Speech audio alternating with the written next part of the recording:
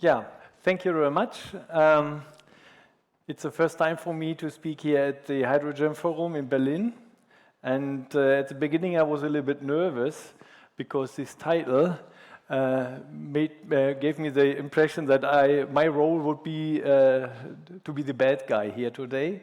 But after listening to all the conversations earlier, to the discussion rounds, but also when I heard what the other colleagues explained during their presentations, I guess I'm not too confrontational here. So if we are looking into the decarbonization by using hydrogen, it's clear that for the decarbonization of the industry, we will need large volumes of hydrogen, and that very quickly. At the same time, we see that the expansion of the renewables have a steep increase, but it's not sufficient to feed the demand. This is already reflected in the hydrogen strategy of the German government.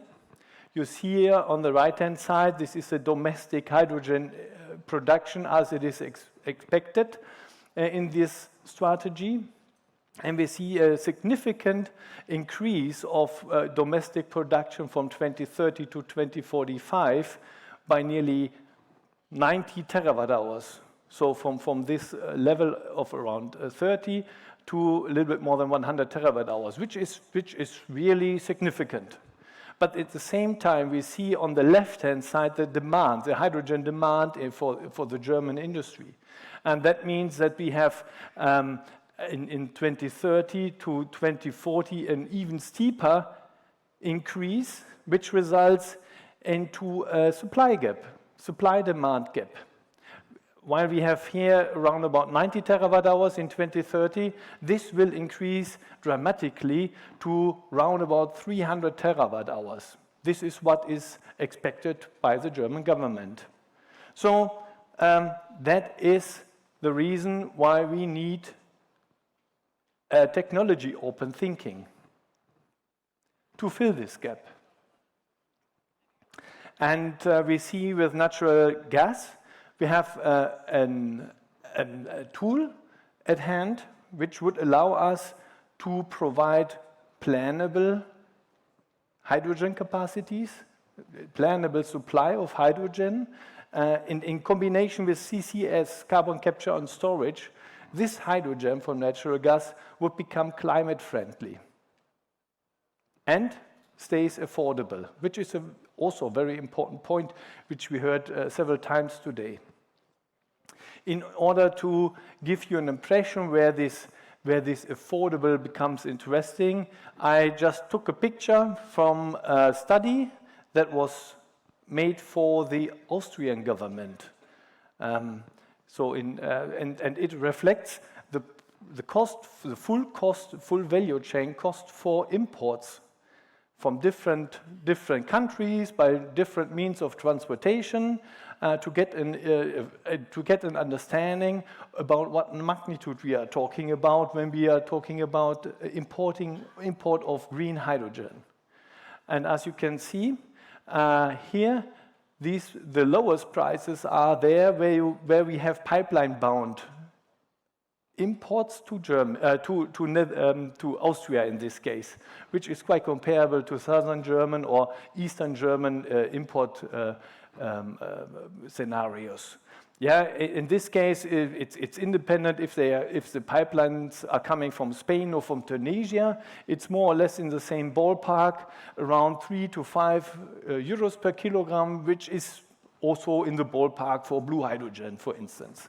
Yeah, but if we are looking then into the shipbound solutions, all the other cases you can see here, it doesn't matter where it comes from, if it is from Chile or from Romania, or if it comes from Middle East. In all cases, it takes pretty much time to bring down the cost to a level of around 5 euros per kilogram here in 2040, if everything runs well. So affordness is a very important topic. And therefore, hydrogen based on natural gas combined with CCS, meaning blue hydrogen, is an important tool. Because what we saw in the pictures before, we have on one hand not sufficient hydrogen supply, and the supply which we have is too expensive.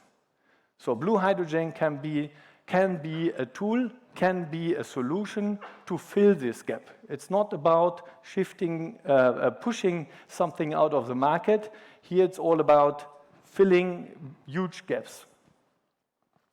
CCS in this regard is a very important element because CCS is a tool not only applicable for the production of natural gas by hydrogen, but it provides also a solution for the hard-to-abate sector not only in Germany. Hard-to-abate sector is a sector where no other alternative for the decarbonization is applicable than CCS.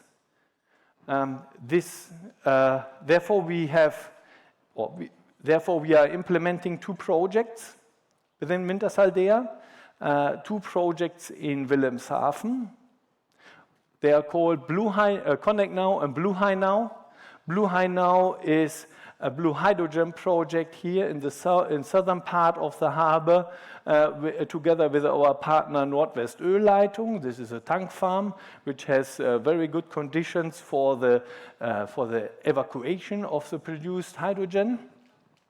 And the associated CO2, which will be produced in the course of this blue hydrogen production, will be transported then to Connect Now, which is our CO2 collection hub in Wilhelmshaven.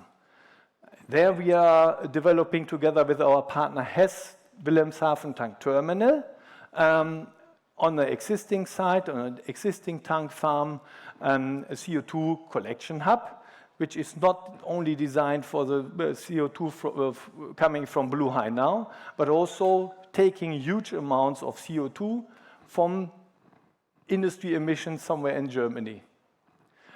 We can transport this, or we plan to transport this together with partners, you will see later, via pipeline or via rail to Wilhelmshaven. Also make use of the port facilities there to import hydrogen there, and then manage everything on the terminal here and export the CO2 via pipeline or via big ships to the CO2 storages in the North Sea.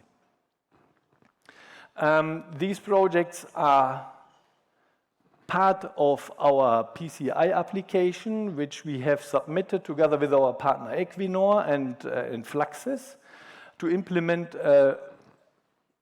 cross-country CO2 infrastructure, starting at the terminals here in Connect Now in Wilhelmshaven and in Zeebrugge, and to implement the pipeline together with these partners to Norway to store the CO2 safely over a long period. And having this CO2 infrastructure in place attracts the attention of many, many emitters. So at the end, we have here a PCI application with 31 sites involved. 4 of these are blue hydrogen plants, not only in Germany, but also in the Netherlands and in Belgium. So what to do with all this, in this case, CO2? Wintershall-Dea has the idea to collect the CO2 somewhere in Germany, but also in the Netherlands and in Belgium and in the vicinity of the pipeline infrastructure mainly, which will be implemented by the partners, in this case OGE and Fluxys in Belgium. And we believe that this is a very attractive concept to make it possible also for big emitters which are normally active in the cement arena or in waste incineration, to connect to these pipelines and then allow evacuation of the CO2 via three main evacuation routes. One is going in Germany straight to Wilhelmshaven. Another one, maybe here is the Delta Rhine corridor, is going to Rotterdam. And a third one is here going to Zeebrugge and to Antwerp. The idea is then to take the CO2 from terminals at these points and send it to our storage portfolio. Storage portfolio because we have already several storage licenses being awarded. Luna was the first one in Norway where we are acting as operator. We received recently also a second storage license called Havstjerne, and we applied for a third one called Utsira. This was not awarded yet, but we are crossing the fingers that this will happen soon.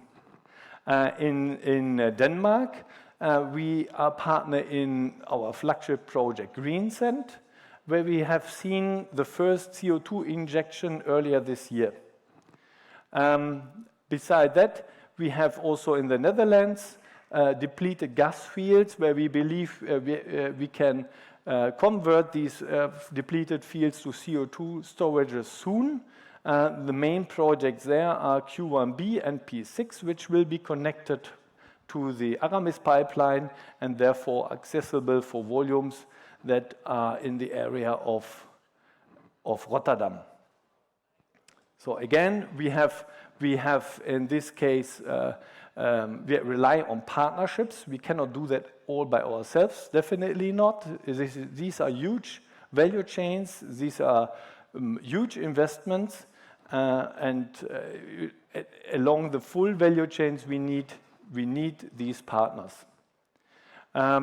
Maybe worth to mention, we have on one hand seen the pipelines coming from Belgium and from Germany, but we see also some shipping potential, which provides a certain flexibility when it comes to the starting point for these ships.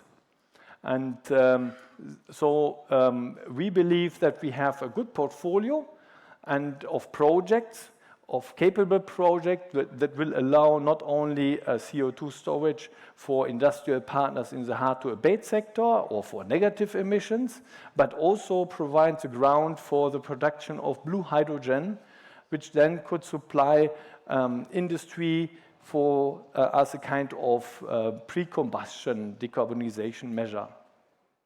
So this is what we as Wintershall Dea can provide to reach the climate targets, and want to say thanks a lot for your attention.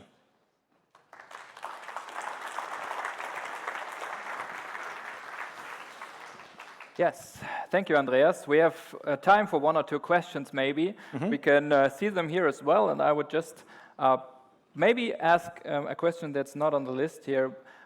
Would you say that blue hydrogen is a necessary evil, or is this phrase too negative in your opinion?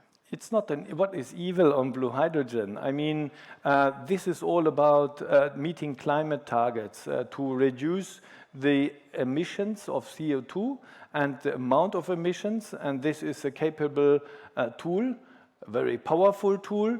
We saw only with the PCI application we have submitted, we would be capable to reduce the CO2 emissions by 34 million tons per year. We have time for another question. We take the first one up here. Yeah. Why only blue hydrogen as an alternative to green hydrogen? Is there more within Wintershall Dea that you might think of? Yeah, definitely. I mean, we see methane pyrolysis. It's turquoise hydrogen. We are also very engaged in this.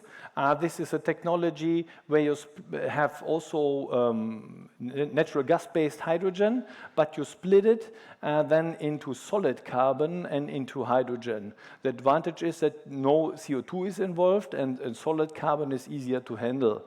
This is a very attractive concept, which we research and develop projects in, but regarding the technology readiness level, there is a little bit, it requires a little bit more time. This is a solution for maybe in 5 years' time. Great. I say thank you once again. You will be around for further questions, you told Yes. me at the beginning, so if you have any questions that you want, Andreas, just approach him directly. Thanks a lot. Thank you very much.